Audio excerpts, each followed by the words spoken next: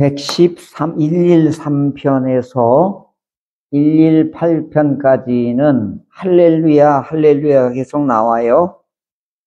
그래서 할렐루야 시편이라고도 이렇게 장르를 구분합니다. 할렐루야가 무슨 뜻이냐면 명령형이에요. 여호와를 찬양하라. 이게 명령입니다. 명령에는 선포하는 데에는 이유가 없어요. 그러면 이제 우리는 이제 이렇게 질문할 수 있죠. 왜 찬양을 해야 되지요? 이렇게 질문할 수 있습니다. 왜 찬양을 해야 됩니까? 이제 이거에 대한 내용이 오늘 113편의 주제이기도 합니다. 우리의 문화는 어른이 얘기하면 토를 못 달게 만들었어요. 그러니까 장유유서, 군신유의, 부부유별, 이제 이런 것들이 굉장히 이게 보면 지배구조 같이 이렇게 돼버렸어요. 이 사람이 얘기하면 왜요? 라고 하는 질문을 못해요. 어른이 얘기했으니까 해야 되는 거예요. 대통령이 하라면 하는 거고 국방부 장관이 하라면 하는 거예요. 그런데 이제 요즘 우리 젊은 세대들은 이제 이렇게 질문해요. 왜요? 왜 해야 되지요? 이 질문을 하게 되기 시작한 거예요. 그러니까 어른들이 답답해하기 시작하는 거예요. 근데 젊은이들도 답답해하는 거예요. 어른들은 당연히 자기 세대는 그렇게 했는데 요즘 애들은 왜 이렇게 토를 달아? 하라면 하지. 직장이 더군다나. 이제 이런 것들이 오늘 우리들이 갈등 요인이 되기 시작했습니다. 요즘도 또 교회마다 심각한 게 뭐냐. 이제 부목사님들이 있잖아요. 오늘 저녁에 만약에 회식한다 그러면 목사님 잠깐만요. 아내한테 물어보고 이렇게 한다는 거예요. 그러니까 이제 우리 세대에는 헐 이렇게 되는 거죠. 그러니까 이제 교회 안에서도 장로님들하고 또 이 새로운 이 신임 변호사님이나 이 젊은 목사이자라고 안 맞는 거예요. 이게 이제 점점 이 세대 차이를 느끼면서 이런 일에 대해서 어떤 걸 주관심사로 보느냐에 따라서 관점이 달라진 거예요. 그러니까 이제 우리 사회가 가장 심각한 건 두 쪽으로 갈라지는 거예요. 양극화라고 그래요. 지금 우리나라뿐만 아니라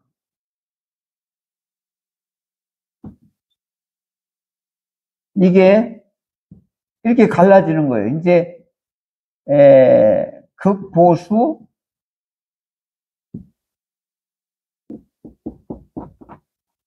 이게 극자 안 빼도 상관없습니다.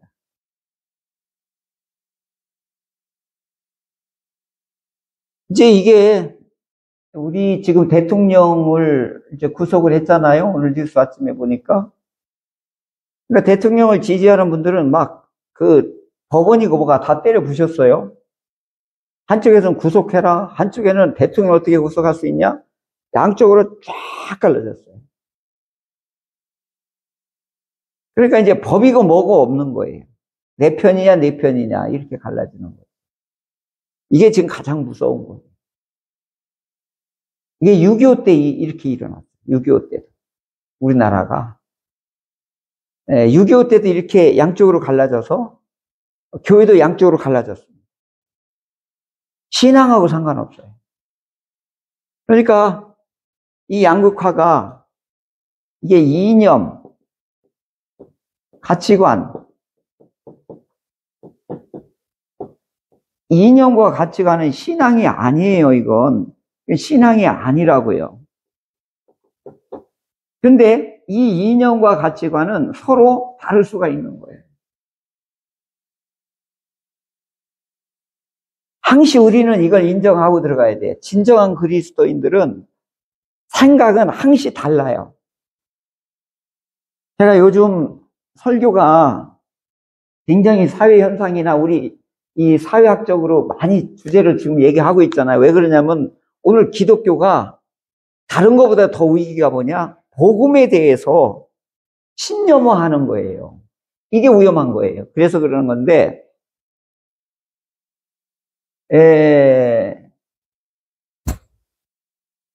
지금 무슨 일이 일어나느냐?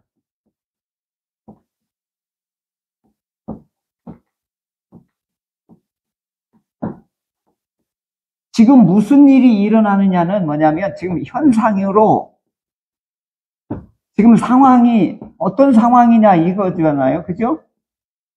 한 예를 들면 대통령 구속했단 말이에요. 이 사건이 지금 일어났단 말이에요. 자, 이거에 대한 우리가 이제 어떤 판단을 해야 될 거냐? 어떤 판단?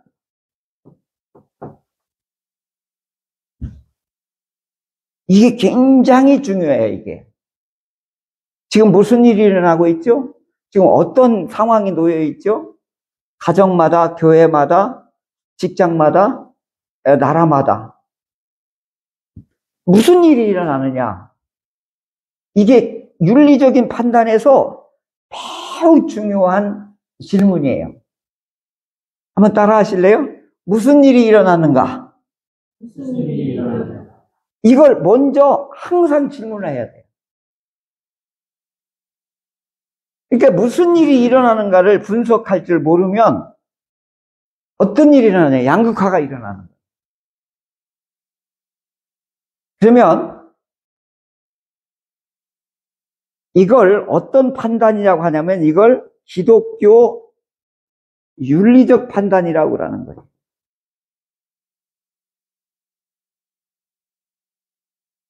기독교적으로 보는 걸 말하는 거예요. 그래서 여기 앞에 그냥 기독교 윤리적 판단이라는 말이 들어가는 거예요. 그냥 일반적인 윤리적 판단도 있어요. 근데 여기는 뭐가 더 들어간 거예요? 성경이 들어간 거예요, 성경. 그러면, 이 윤리라고 하는 거를, 이걸 이거 대통령 구속하는 이 판단하는 기준을 하나, 둘, 셋, 아주 중요한 4가지가 있어요. 하나는 목적이 뭐냐, 이게. 하나는 규범적으로 뭐가 위배됐냐, 이거예요. 하나는 성품적으로, 이게 도덕적으로. 그 다음에 이것은 기독교 언약적으로. 자, 이걸 목적론이라고 그래요. 우리나라 헌법의 목적이 뭐냐, 이거예요. 우리나라 헌법의 목적이. 그 목적에 부합했냐, 안 했느냐. 이게 중요한 거예요. 대통령이 이 판단을 한 것이 헌법에 위배됐냐, 안 됐냐. 우리의 고유의 목적을 훼손했냐, 안 했느냐. 그 목적이 대단히 중요해요. 이게 모든 사람들이 공부하는 목적이 뭐야? 교회 다니는 목적이 뭐야? 다 이 목적을 물어보면 축복받기 위해서요. 하나님 나라 가기 위해서. 이게 목적이에요.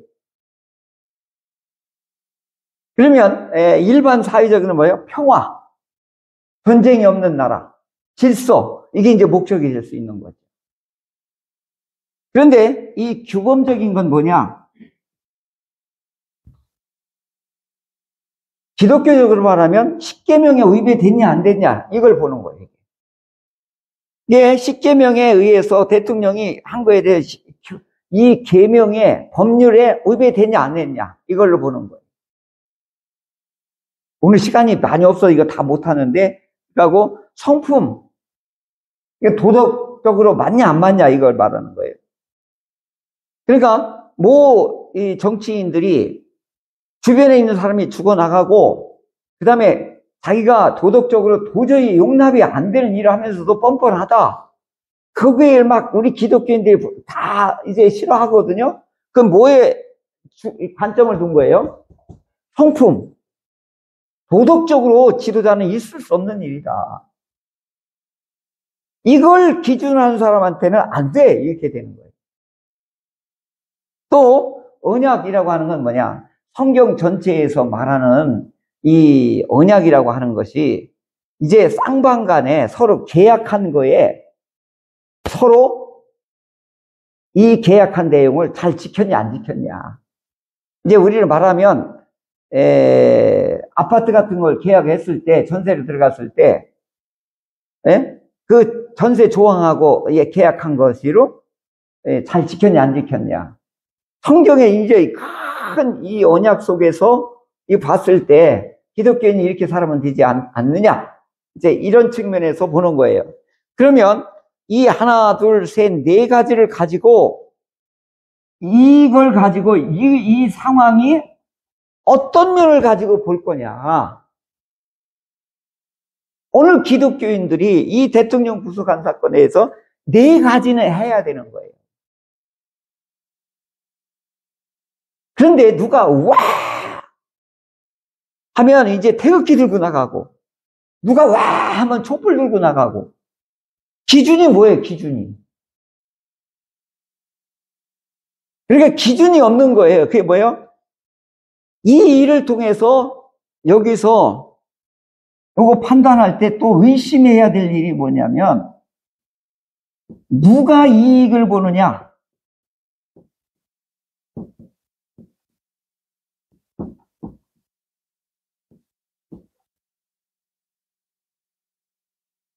동성애 반대하고 뭐 이슬람 반대해가지고 정치적으로 보수적인 기독교인들이 태극기를 들고 나가가지고 기독교를 말살하려고 한다라고 이것을 퍼뜨린 놈이 누구냐 이거예요.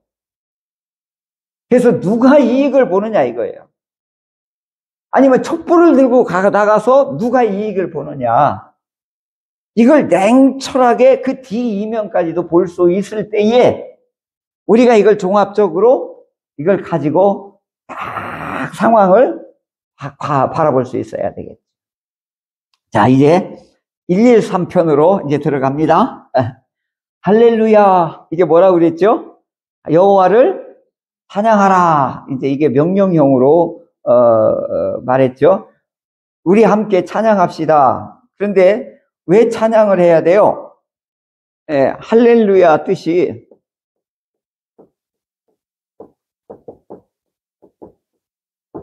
하나님을 찬양하라. 이게 명령이라고 그랬죠. 자, 그럼 질문 하나. 왜 찬양해야 되죠? 거기에 나와요. 이제부터 영원까지.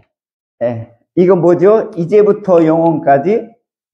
이건 시간의 영역이에요. 그죠? 시간의 영역이라고. 시간 속에서 찬양하라는 거예요. 그 다음에 해 돋는 데서부터 해 지는 데까지. 이건 무슨 영역이에요? 이게 공간 영역이에요. 우리 교회 수준이 보통 높은 게 아니에요. 이게 이제 공간 수준, 이 공간이에요. 그러니까 하나님을 왜 어떻게 찬양하냐? 시간과 공간 속에서 언제까지 해야 되냐? 영속적으로 하라. 영속적으로. 영속적으로.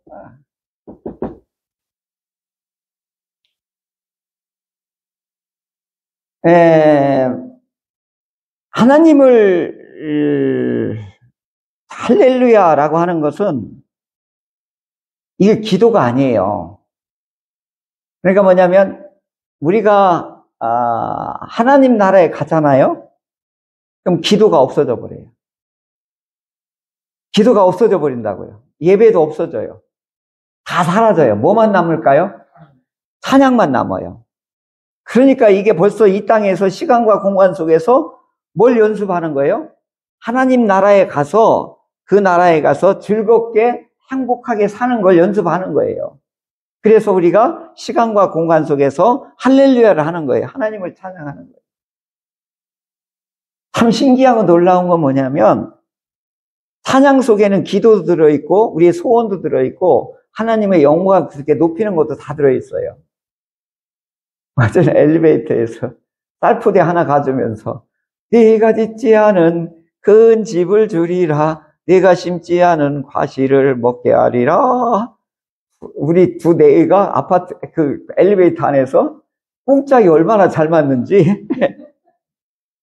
그게 어느 때냐면 저기 종호 요만할 때 옆에 뉘어놓고 세 가정이 돌아가면서 예배 드릴 때 늘 불렀던 찬송 중에 하나였거든요. 얼마나 좋냐고요. 그러나 한 가지 잊지는 말아라. 이 복음성가가 참 내 젊은 시절 그 일생을 풍미하고 그리고 하나님이 그 가사대로 축복한 것이 고스란히 느끼게 되는 거예요. 그러니까 찬양은 곡조 있는 기도가 될 수도 있고 하나님을 영화롭게 하는 거에 최고의 것이라고 보여져요. 오늘 반주까지 하니까 오늘 신집사님 정말 은혜롭네요. 찬양이. 혹시 힘이 나지요? 이내 계속 오면 좋겠다. 아이고. 엄청, 이거 키보드로 하니까 막 살아나네요. 그러니까 하나님을 찬양하면 그 자체가 모든 게 다 되는 거예요. 뭐 주시옵소서 이런 거 다 필요 없는 거예요. 그 안에서 다 이루어지니까. 그러니까 한 소망이요 썩지도 않고 부패하지도 않고 쇠하지도 않고 마르지도 않는 그 유업이 그 나라에 있단 말이죠. 히브리서 기자는 벌써 이걸 보는 듯이 이렇게 얘기를 해요. 그 다음에 또 왜 또 찬양을 해야 되느냐? 4절에 보세요. 뭐죠? 여호와는 모든 나라보다 높으시며 그의 영광은 하늘보다 높다. 그런데 6절 보면 뭐죠? 스스로 낮추사 천지를 살피시고 그 다음에 어떻게 해요? 가난한 자를 먼지더미에 일으키시며 궁핍한 자를 거름더미에서 들어세워. 할렐루야. 이게 놀라운 일이에요. 여기에 보면 높으신 데에 있다는 게 아니라 위대하신 하나님이 이게 위대하신 하나님이에요. 이건 인간으로서 범접할 수 없는 권위예요. 그런데 그 하나님이 어떻게 해요? 낮은 대로 이제 임하시잖아요. 이게 엄청난 사건인 거예요. 높으신 분이 낮은 대로 임한다.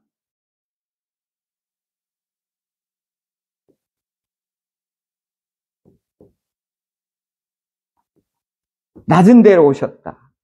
그래서 찬양해야 되는 거예요. 위대하신 하나님, 낮은 데로 오시는 걸 뭐라고 하는 거예요? 이걸 내려오신다. 우리에게 오신다. 인자하신 하나님이라는 뜻이에요. 낮은 자로 오시는 것은 인자고, 여기는 위에 계신 건 위엄의 하나님이에요. 존엄의 하나님이시고.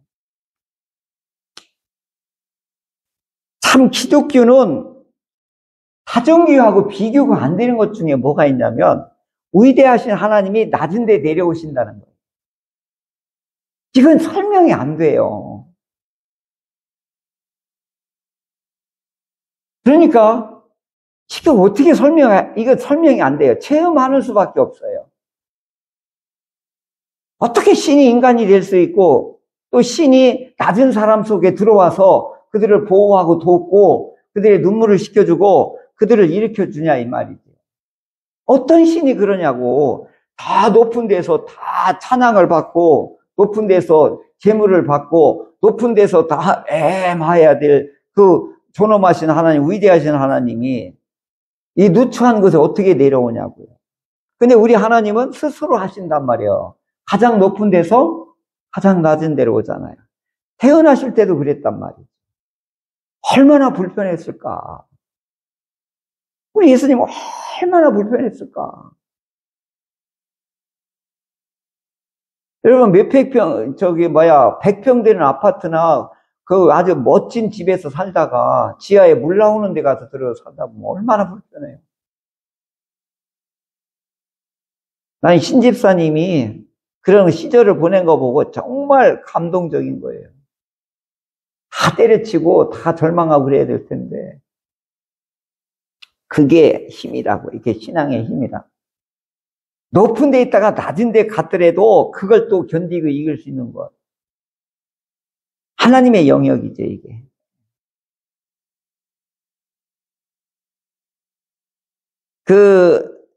더군다나 이제 여기 보면 보시에요. 위대하신 하나님이 이제 낮은 데로 내려오시는데 어떻게 7절에 보면 오늘 이게 7절은 아무도 얘기를 안 하시더라고요. 이게 굉장히 중요한 내용인데 한번 같이 읽어볼까요? 가난한 자를 먼지더미에서 일으키시며 궁핍한 자를 거름더미에서 들어 세워. 아멘. 이게요, 누가복음의 핵심이에요. 누가복음이. 이게 뭐예요? 가난한 자들에게 복음을 전하게 하시려고 예수님이 처음 설교가 이렇게 시작을 해요. 가난한 자들에게 뭘 전하게 하시려고? 복음을 전하게 하시려고. 내게 기름을 부으사 포로된 자를 자유, 눌린 자를 자유, 빚진 자를 자유. 이렇게 이제 오늘 이 일이 오늘 너희에게 임하였도다.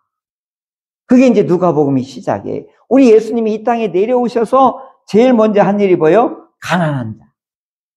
여기 먼지더미, 그 다음에 거름더미 있잖아요.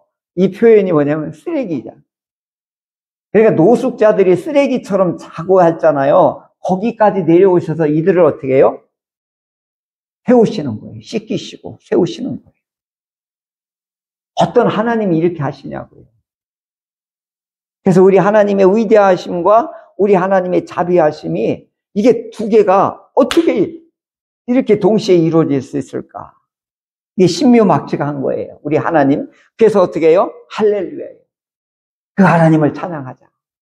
그 하나님을 찬양합시다. 그 하나님을 노래로 영화롭게 합시다. 막 이게 이제 우러나오는 거예요. 그리고 마지막 절에 뭐라죠? 임신하지 못하던 여자를 집에 살게 하사. 이게요, 당시의 문화를 고스란히 반영하는 거예요.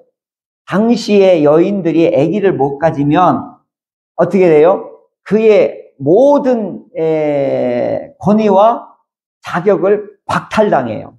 그 집에서 내어 쫓김을 당한다고요. 아기가 없으면. 왜 그러냐면 이 아기는 출산력에 이 나라의 국가의 군사력과 노동력을 제공하는 일에 매우 중요한 수단이었기 때문에 그래요. 오늘도 대한민국에 이 출산율을 저하는 나라가 망하는 1등 공신이에요, 이게. 이게 뭐예요? 그래서 당시에는 여성이 출산을 못하거나 아기가 없으면 그냥 집에서 박탈당할 신분이에요. 우리나라도 뭐 그랬잖아요, 그죠? 뭐 50년 전만 해도 이게 얼마나 여성의 인권이 어디 있었어요.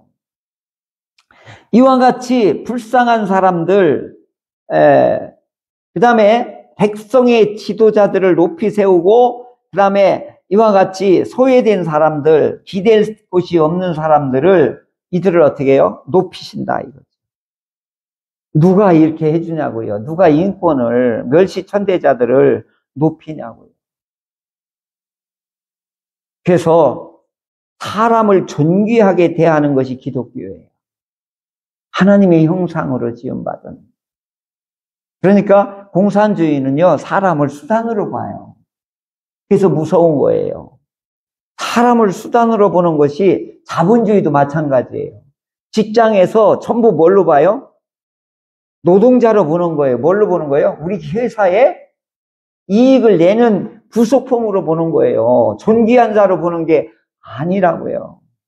그러니까 공산주의나 사회주의나 그다음에 민주주의나 자본주의나 사람을 어떻게 보느냐에 따라서 그 나라와 그 사회가 어떤 사회가 될 거냐 하는 것이 결정되는 거예요. 그래서 성경은 우리 사람을 어떻게 보느냐? 존귀하게 본다 이거예요. 어떻게 봐요? 하나님처럼 해야 하는 거예요. 이게 하나님의 형상이라고요. 가난하던 많이 못 배웠던 어떻든 사회적인 신분이 낮든 간에 다 평등한 거예요. 하나님 앞에 보면. 그런데 이걸 존귀하게 보느냐? 아주 멸시천대자로 보느냐? 이게 오늘 우리 사회의 행불행을 결정하는 거예요. 그래서 그걸 제일 많이 느끼는 게 뭐냐? 이게 감성인 거예요. 감성인 거예요. 이게 뭐냐면, 이제 카톡방에 친한 사람끼리 오늘 몇 시까지 점심 먹으러 모이세요. 이렇게 카톡방인데 자기만 빠졌어. 그러면, 자기만 빠지면 여러분 어떤 마음이 들어요? 자기만 빠졌어요. 그러면 거절당하고 어떻게 자기를 어떻게 보면 제껴놓은 거잖아요. 여기서 분노가 확 일어나게 돼 있는 거예요. 서둘러다 보니까 이분을 빠뜨린 거예요. 일부러 배제시키고 그 다음에 이들을 무시한 게 아닌 거예요. 그런데 막상 자기 이름이 빠진 거에 대해 무시를 당한 것처럼 되잖아요. 그러니까 뭐가 돼요? 갑자기 흥분이 되고 화가 나는 거잖아요. 근데 그때 화를 냈다고 해봐. 왜 나를 개무시해? 이렇게 했다고 해봐. 그럼 그 사람이 내가 언제 너를 무시했어? 또 저쪽엔 또 방어가 이렇게 나올까? 그러면 어떻게 해? 둘이 감정 충돌이 일어날 거 아니에요. 근데 이렇게 표현하는 거예요. 재밌겠네. 즐거워 보이네. 나도 끼워주면 좋겠네. 이렇게 표현했어요. 그랬더니 미안하다고 얼른 또 표정을 한 거예요. 그래서 어떻게 이 분위기가 서로 아주 감정 안 상하는 일로 됐고 자기 의선이 기분 나쁜 얘기를 이렇게 얘기하니까 이게 됐다는 거예요. 자, 오늘날에 우리들의 한국 사회에서 제일 무서운 게 뭐냐? 단절이라고 그랬잖아요. 그거의 원흉이 뭐라고 그랬어 아까? 아파트 구조에 문제가 있었다고 한 가지 예를 들은 거잖아요. 근데 오늘 우리들에게 어투나 말에나 모든 이 표현의 기술이 상대를 이성적으로 판단해서 공격하는 거예요. 너 나를 왜 개무시해? 이거 판단이잖아요. 언제 이 사람이 개무시한 거예요? 그게 아니잖아요. 하다 보니까 이렇게 된 거지. 그러니까 오늘 우리들은 감정이 상하게 되면 이성적으로 판단한단 말이에요. 이렇게 되면 서짝 또 방어를 해요. 그러다 보면 어떻게 되는 거예요? 갈등이 폭발되는 거죠. 그러니까 이 감정을 잘 조절하고 응대하고 표현하는 것들을 연습을 하자. 저도 이게 잘 안 되거든요. 그 대신 노력을 해야 된다. 그러니까 이 가정에서든 늘 24시간 얼굴을 대하는 사람이 문제인 거예요. 1년에 한 번씩 보는 사람하고는 감정 상할 일이 없어요. 늘 얼굴을 보는 사람한테는 꼭 부닥친단 말이에요. 기분 나쁜 일이 꼭 있어요. 집에 왔는데 왔냐 소리도 안 해. 아마 회사에서 만신창에 왔는데 아우 오늘 수고했어요. 힘든 일 했어요. 이렇게 맞이하는 게 아니에요. 왔어? 씻어? 밥 먹어? 그렇게 하고 말아. 그럼 또 맥이 빠지는 거죠. 그러니까 오늘 우리들이 즐겁고 행복하게 살아가는 것 중에 하나가 뭐냐? 스스로 거절하고 단절하고 이와 같이 서로 대화가 안 되는 가정과 그 공동체는 어떻게 돼요? 행복한 감이 없다라고 하는 것입니다. 그러니까 집에서 내쫓는다라고 하는 게 뭐예요? 아기를 갖지 못하면 내쫓는다. 그 다음에 가난한 자들, 그 다음에 여기 궁핍한 자들, 이들 사회에서 경제학적으로 어떻게 해요? 사회적으로 어떻게 해요? 이제 몰아내는 거잖아요. 소외된 자를 따돌림을 당하게 하고 멸시하고 천대하고, 그 다음에 이들은 기댈 곳이 없는 사람들이잖아요. 사회 경제적으로 약자들을 어떻게 해요? 우리 하나님이 친히 내려오셔서 그들의 마음과 생각들을 어떻게 해요? 보듬어 주신다. 이게 자비하신 하나님이에요. 그러니까 오늘 그 하나님의 자비하신 은혜를 입은 사람들은 오늘 내 가까운 사람들에게도 이렇게 표현을 하며 살아야 되는 것이죠. 그러니까 뭐예요? 되도록이면 낮은 사람, 가난한 사람, 기댈 곳이 없는 사람들에 대해서 우리의 이렇게 표현했더라고요. 우리 말이 말씀이 될 수 있고 말씀이 되게 하는 것.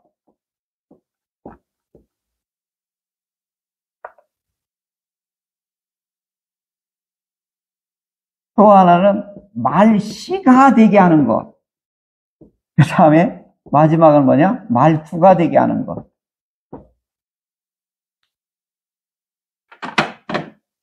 여러분 다 기분 나쁘게 되는 게 뭐예요? 말투예요, 말투. 말투. 그래서 저희 설교학 가르쳤던 커뮤니케이션 그 교수님이 이렇게 했어요. 안녕하십니까? 이렇게 하지 말라고 그랬어요. 안녕하십니까를 높이면 상대를 까는 거래요. 까 하면 이게 올라가게 돼 있어요. 그러면 공격적으로 들린대요. 그래서 이걸 내려야 된대요. 그럼 어떻게 해요? 어떤 인사말로 해야 돼요? 안녕하신지요. 봐요? 안녕하신지요.